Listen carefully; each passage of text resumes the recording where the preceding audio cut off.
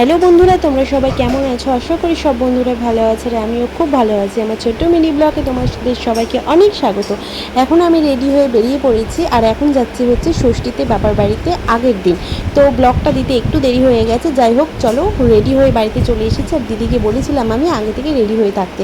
আর এখানে এসে বাবু প্রচণ্ড ক্লান্ত হয়ে গেছে বলে একা একাই দিদুনের ফ্রিজ থেকে দই বের করে নিয়ে চলে এসেছে। প্রচণ্ড গরম লাগলে ও এই বাড়িতে এসে এই জিনিসটা খুব করে যে দই নিয়ে এসে একা একাই চুপচুপ করে বসে বসে দেখো দই খাই, ঠিক এভাবেই।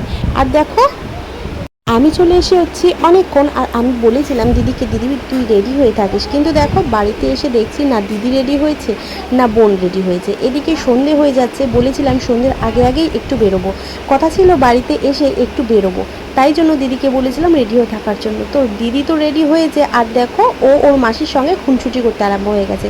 আর আমার বোন ঘরে এখনও রেডি হয়নি। তো ফাইনালি আমরা রেডি হয়ে বেরিয়ে পড়েছি একটুখানি। তো এখানে কিছু কেনাকাটা করা ছিল, এই জন্য আমি বাবুকে নিয়ে দাঁড়িয়েছিলাম এখানে, আর ওরা দুই বোন মানে আমার দুই বোন ওখানে কেনাকাটা করছিল। কেনাকাটা করে চলে গিয়েছিলাম আমরা একটু পার্লারে এসে দেখি ওরে বাবা কি ভিড়। তো এখানে ভুরু তোলার জন্য এসেছিলাম, এসে এত ভিড় দেখে বলছি এখন কখন বাড়ি যাব। তো যাই হোক ভুরু তোলা হয়ে গেছে, তুলে নিয়ে ভাবলাম যে ফুচকা খাই।